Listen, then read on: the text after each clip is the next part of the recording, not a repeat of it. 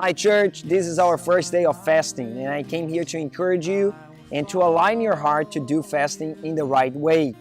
You know, sometimes many Christians, they deal with some principles in the Bible in a wrong perspective. They want to bargain with God. They want to purchase the blessings of God. And many people deal with tithing, offering in this way. They want to buy some blessings from God. But you know what? Tithing and offering should always be a gratitude result. Because God gave His 100%, you are willing to give God at least 10%. You know, the number 10, it's a symbol of the Bible of wholeness. Because you give 10%, it's as if you gave your whole entire finances. The principle of fasting is the same. It's the principle of sowing and reap the harvest. You pray, you ask God, you bring prayers to the spiritual world, and now you are harvesting blessings in your life, blessings in your natural life. You know, there was one day that Jesus came down from the mountain of transfiguration. In the bottom of the mountain, what we see is that the disciples could not deal with a demon-possessed boy.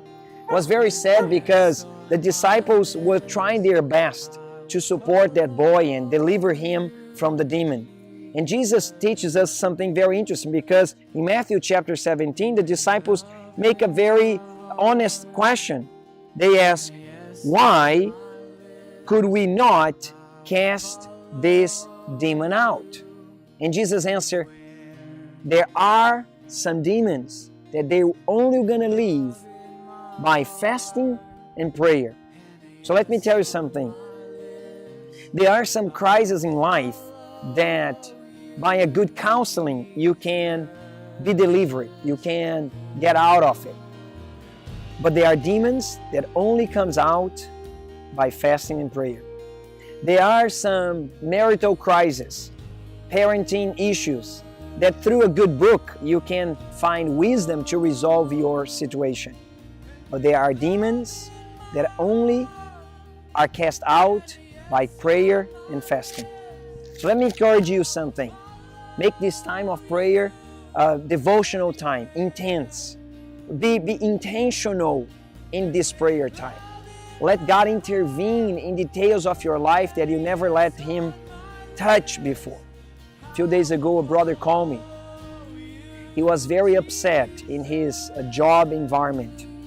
He got upset because his boss and his colleagues never understood his willing to help. He was being misunderstood. So he called me and said to me, Pastor, I don't know. I pray for my job, but it seems that nothing works. It's really worth it? Like, does prayer really work? And I tried to illustrate him that the same way he was trying to help his friends, his boss, and his boss or his colleagues was maybe, agreeing with him, but at the end of the day, not taking seriously his counseling, taking seriously his advice. Sometimes in prayer, we do the same. We ask God to intervene in our lives, but we are not serious about it. The result is that we don't see things happening. But God wants to intervene in your life. Be intentional in this prayer. And God bless you today.